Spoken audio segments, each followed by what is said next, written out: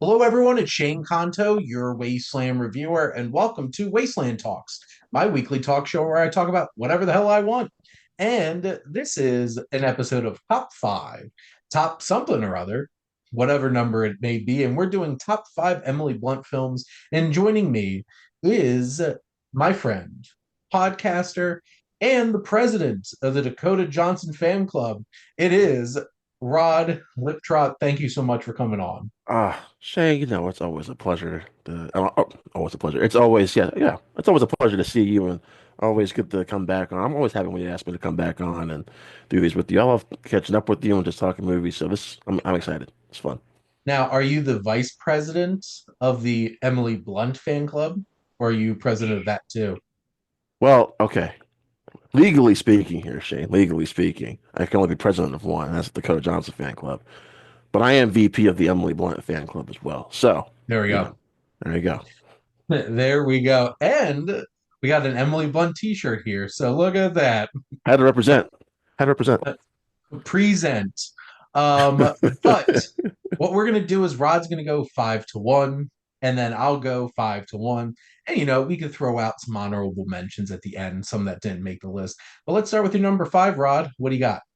So I mentioned before we started recording that I grouped some stuff together, and of course, so my number five is both A Quiet Place One and A Quiet Place Part Two. Mhm. Two incredible theater going experiences, Shane. But also, I feel like while a lot of attention always goes towards the kind of the atmosphere, the tone Yeah. of the films, we don't give enough love to the performances. And I feel like Emily Blunt, especially in Part One, Emily Blunt Yeah. is just amazing. If I had to prefer one over the other, I still kind of prefer part one over part two, Shane, just for the fact that not that it's more simple, they're both pretty simple films, but like it's a much more personal story, part one is. Mm. Whereas part two, I prefer the action and the thrills Yep. more. And Cillian Murphy kind of is more of the standout in that film, Mhm. and the daughter are kind of more Yep. of the Millicent Simmons. Did I get that Yeah. right? Okay, yeah. I think So, so. and then, but Emily Blunt still has some standout sequences in part two. I just feel like she has more time to shine in part one, but Mhm. they are both amazing films, Shane, and two of my all-time favorite horror films. I mean, these films are just spectacular. I almost had part two on my list. It just missed it. I prefer part two, but I think if you're speaking from a showcase of Emily Blunt, I do think the first one definitely, Yeah. like that whole entire, especially the bathtub Oh, sequence, just the physicality of the performance. And that's a big thing for these films in particular. There's a lot of physicality that needs to be highlighted in the performances because, like, to be fair, they can't really talk much mhm. because you gotta be quiet, except for the person who obviously had a sinus infection that came to a quiet place and was going like the whole entire movie when we were trying to watch it. I thought my buddy John was gonna have an aneurysm. He's just like with the person behind us. But no, definitely two great films. Also really enjoyed Day One. Very different kind of film, and I thought that was Yes. interesting. We will see if we get the third one coming and who's going to direct it, because I don't think it's going to be John Krasinski, Well, right? I remember someone from Paramount or someone a part of the team who are a part of the Quiet Place films said that they're now developing part three and that they're waiting for Krasinski to schedule to kind of clear up so he can't come back to direct it. That's the last I Okay. heard. That was like maybe a month or two ago. Interesting. So, Hey, the second one made some damn good money during COVID when yes. they really needed movies to make money. Well, remember So that was also the kind of the first movie that for a lot of people that was their first movie back in theaters, right? that was my first movie back in theaters, and Nice. that was an amazing experience for sure. What about number four? Number four is the film that I believe, Shane, correct me if I'm wrong here, got her first Academy Award nomination, and that is Oppenheimer. Yeah, I believe she only has one, Yeah, and she earned it with that, Oppenheimer. which is excuse my language here, but a damn shame. That this was finally the one that got her an Academy Award nomination because she is, like, as you said, spectacular in this movie.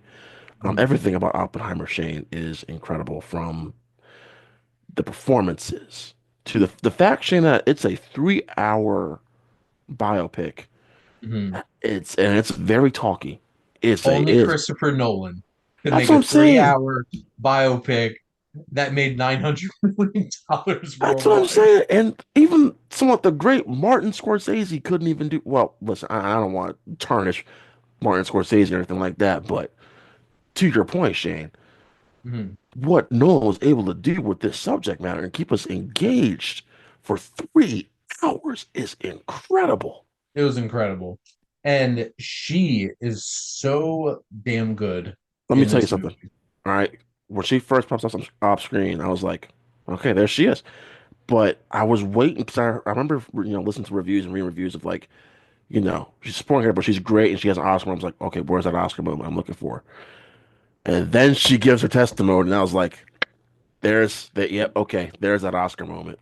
That sequence where she absolutely destroys Jason Clark.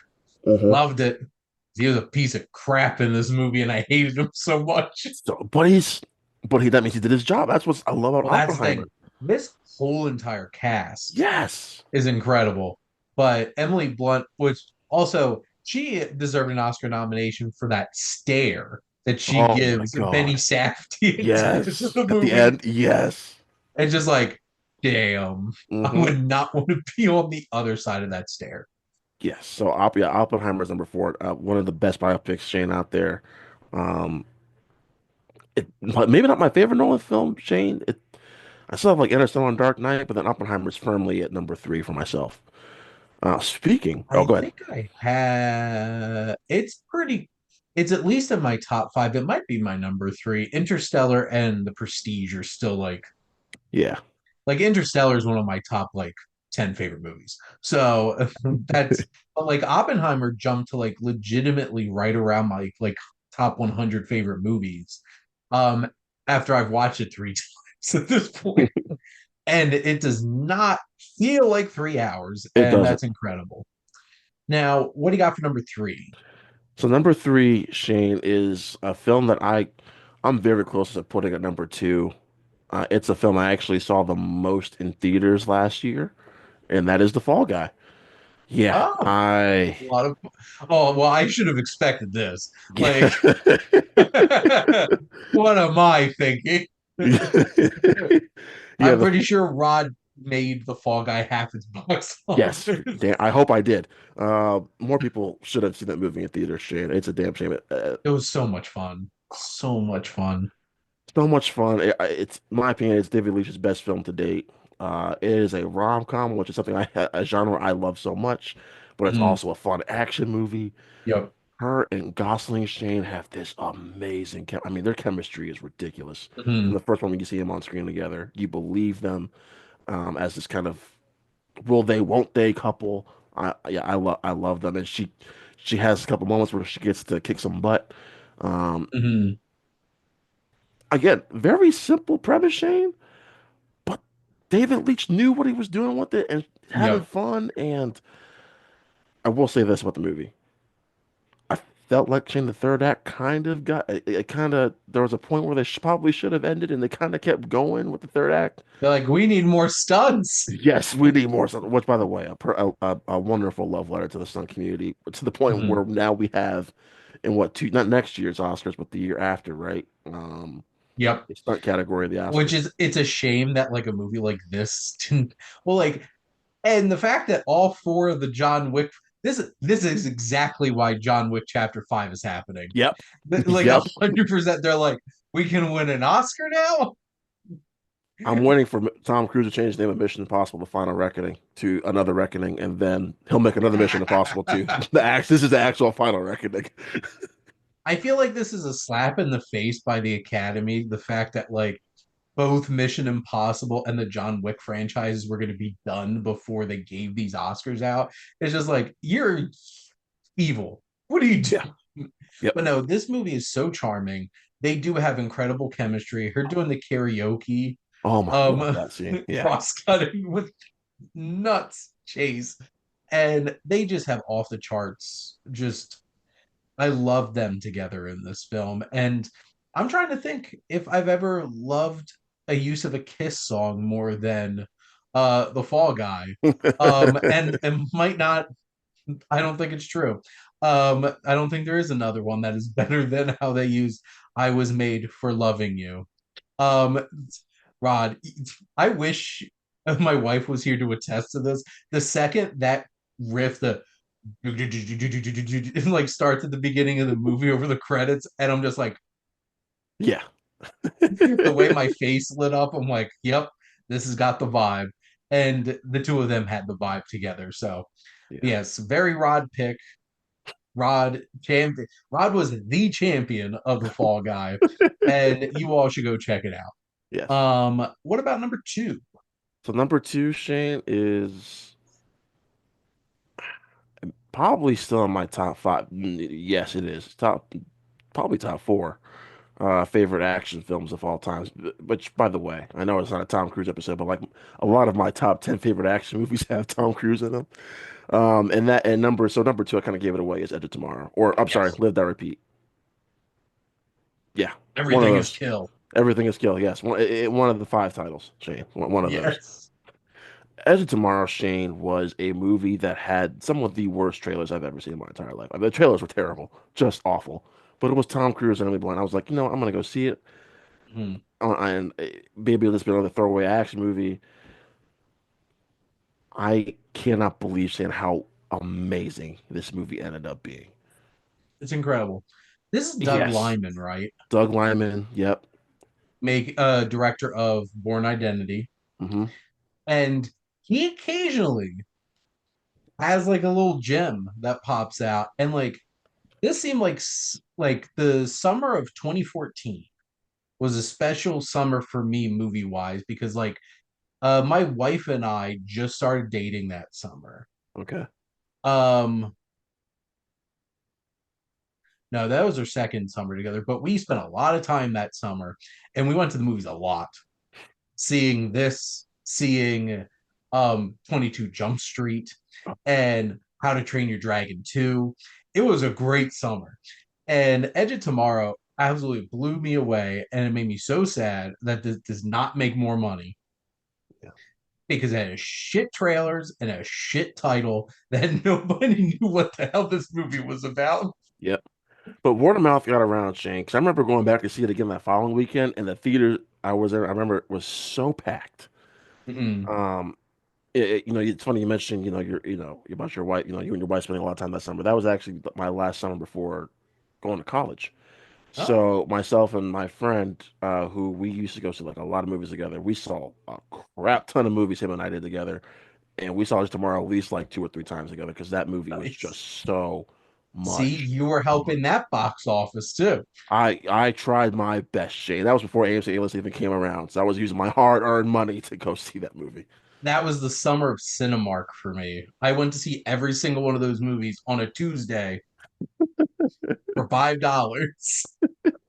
And that was like our tradition that summer. And this film showed Emily Blunt in a completely different Yes, such a badass shit. I mean, that my shot God. of when they go up to her for the first time and you're just like, I melted. Goodbye. Listen, I was like, all right, I had to check around, make sure no one was looking at because Shane, I was getting a little heated, Before Shane. there was Rhea Ripley, this was mommy. Which she's such a badass, and the nickname the Full Metal Bitch is so good. Oh, And like like the whole entire concept of this and the mhm. mech suits, like and the weird grotesque like aliens going around and the whole time loop aspect is just so good. Yes, yes, I have a Rita Vertowski shirt. I do, I do. That's incredible. That is fantastic. So good. It's just this film was such a great vehicle for her. And it's such a great movie. It's funny. Tom Mhm, Cruise has such an interesting arc because he starts off as a complete and utter coward that we mhm. never see Tom Cruise act as, and then he turns into the Tom Cruise that we know. And like there's so many great gags with this. The action's incredibly shot. It's just this is a special movie.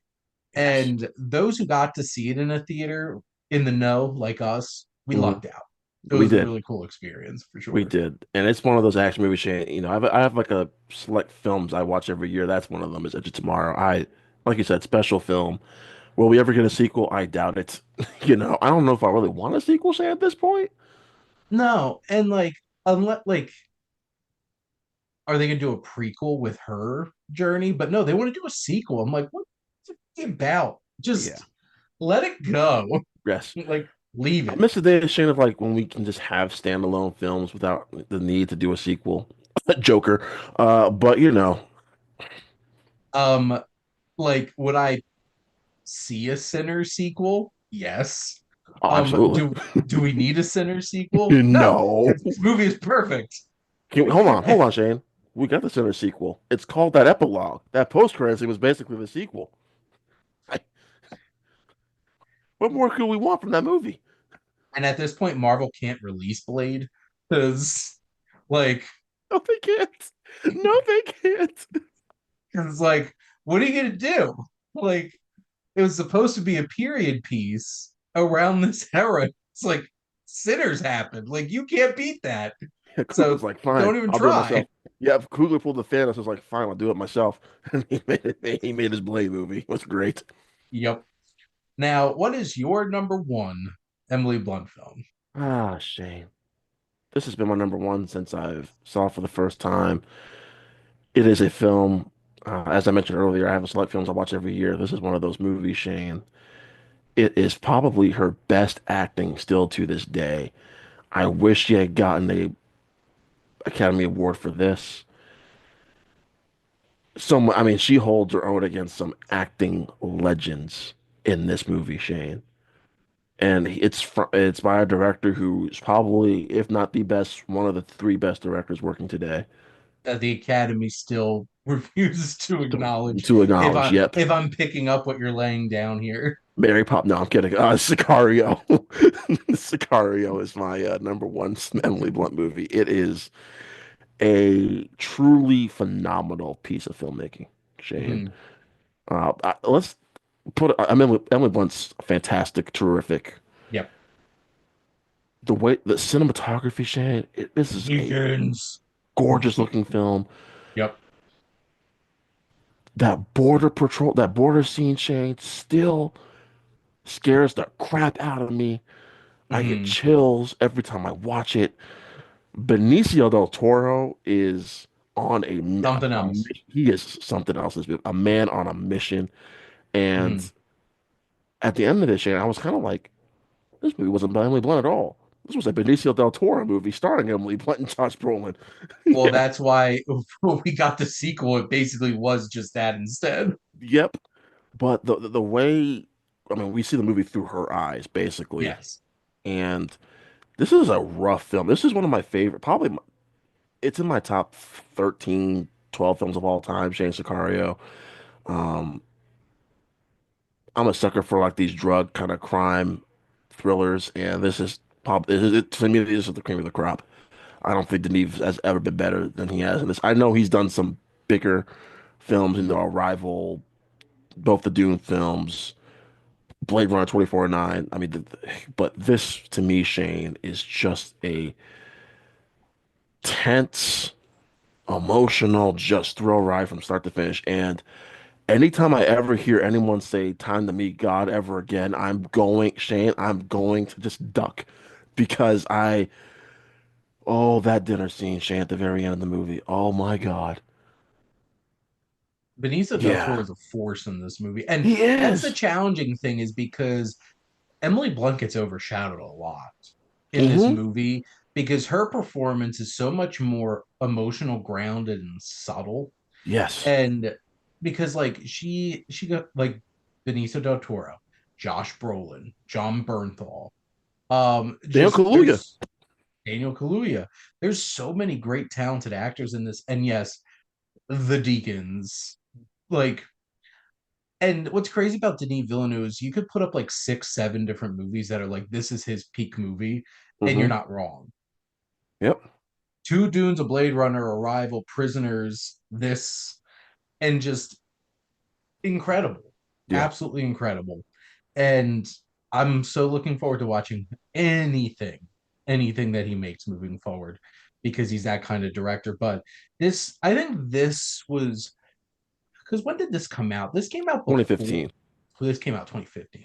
So it was Edge of Tomorrow was the one that really kind of redefined Emily Blunt for a lot of viewers. Yes. Or, well, actually, we'll get to one that I feel like was the one that kind of shook that up because I have one on my list.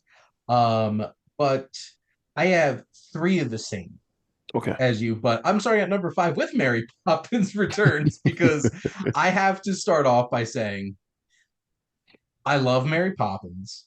Julie Andrews was my first and forever crush. Love you, Julie Andrews.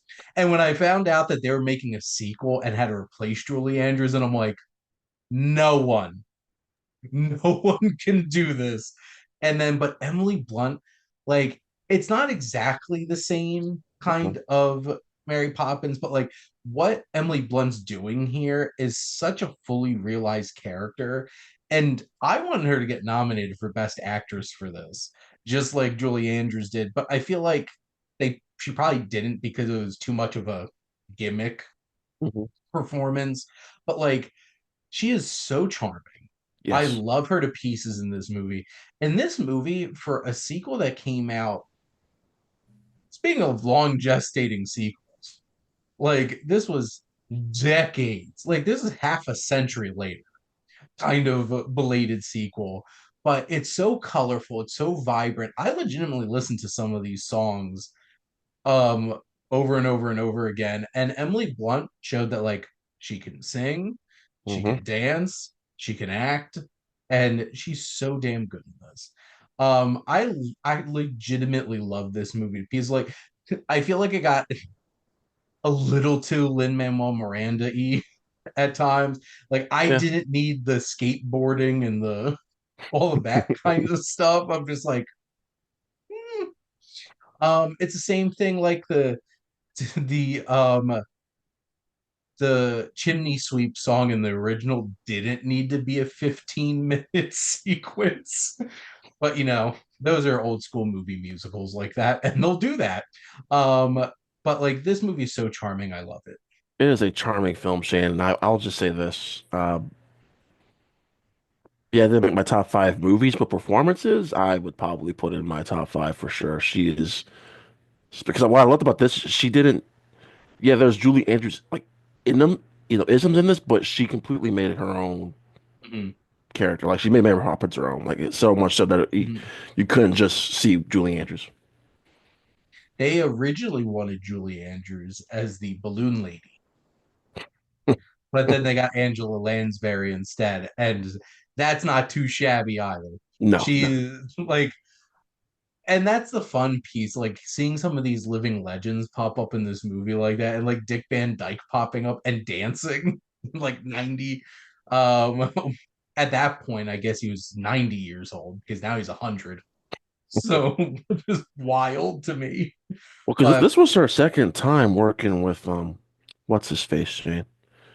Marshall, right? Because she did. Did Rob Marshall do Into the Woods?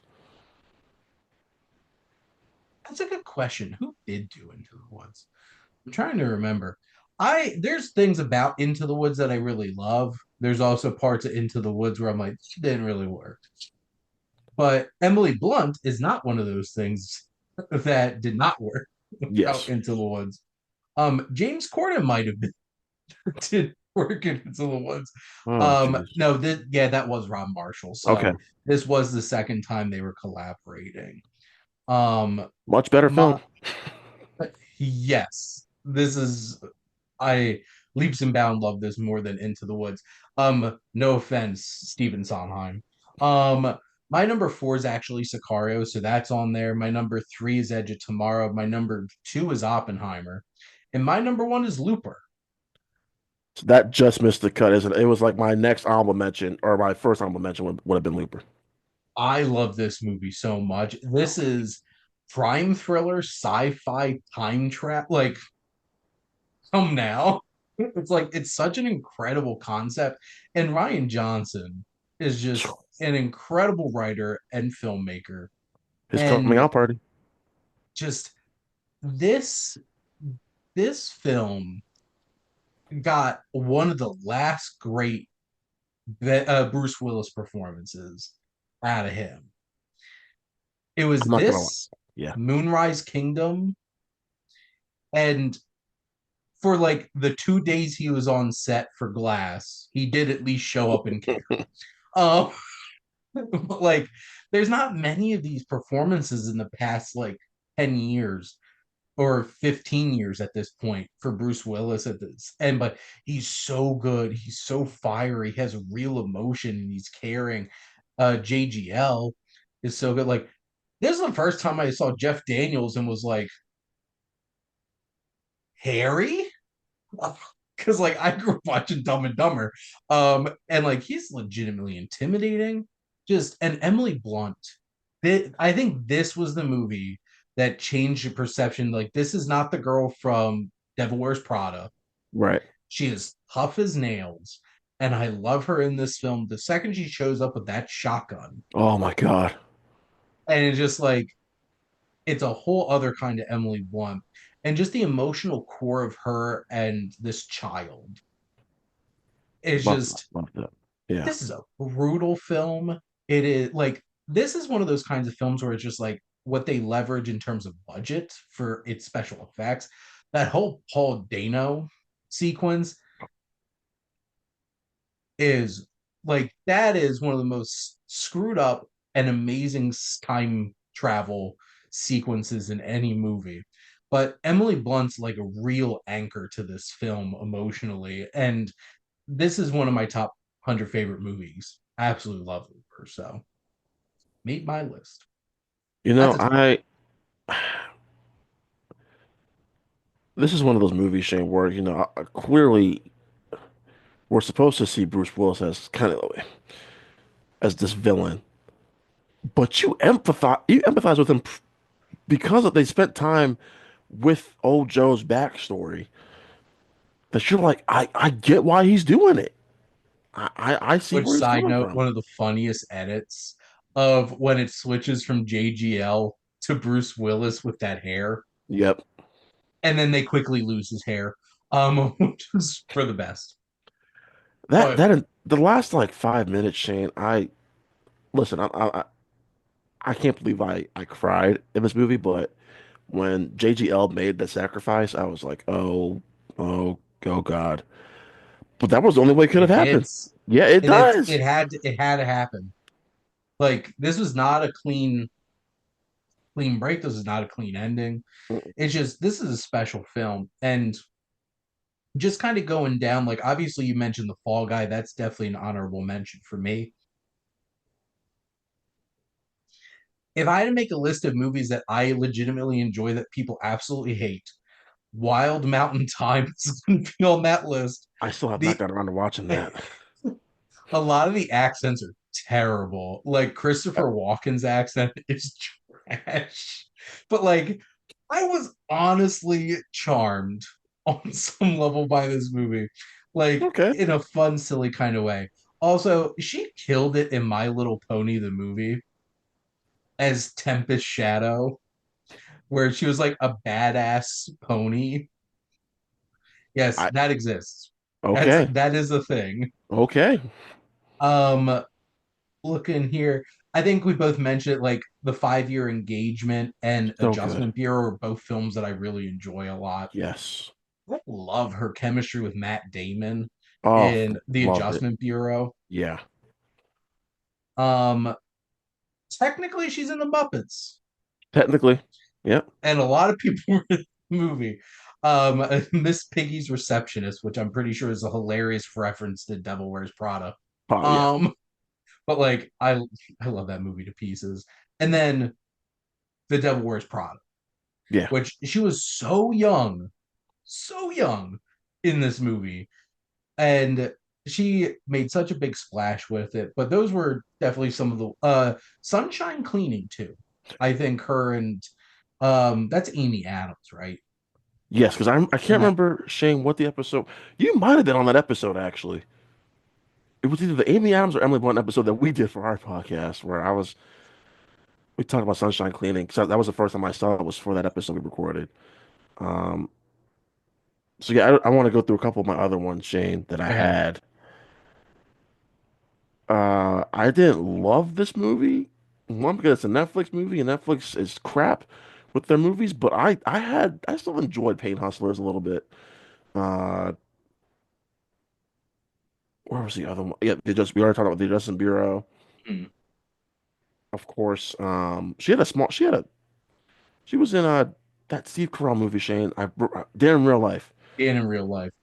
I remember enjoying that movie well enough. I don't remember her being in it. It's been a while since I watched it though.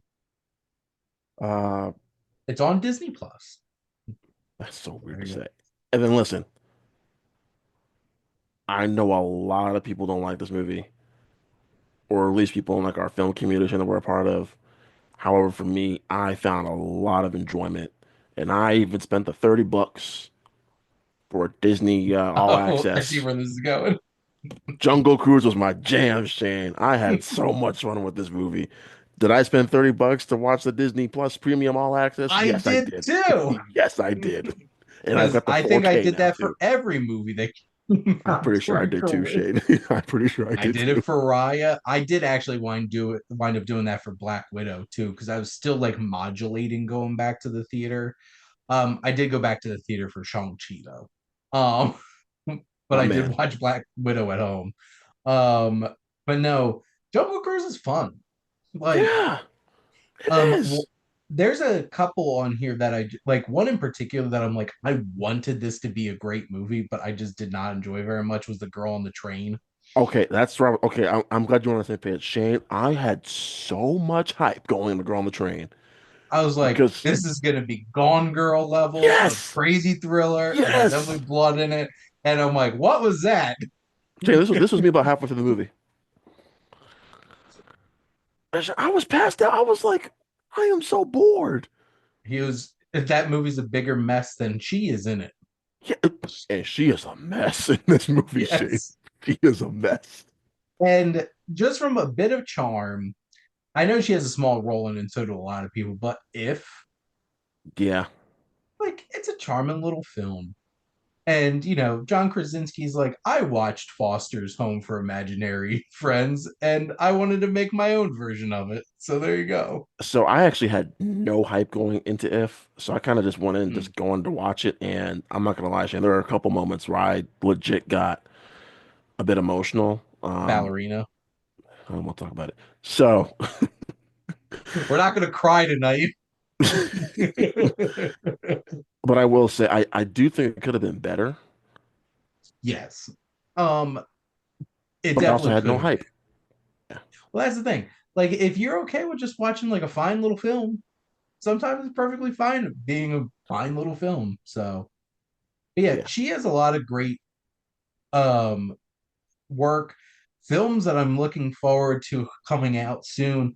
She's in Spielberg's new Alien movie, Oh, Shane, that I can't wait for that. The Smashing Machine. This year. Yes. Yes. And then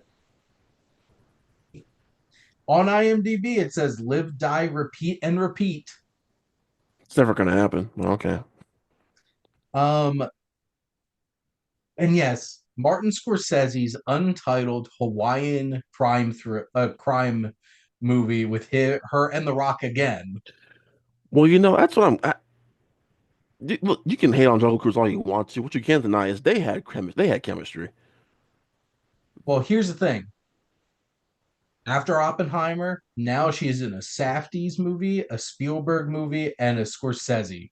So like it's time for Emily Blunt to get that attention that she 100% deserves. And she's been in the Denis Villeneuve movie. So,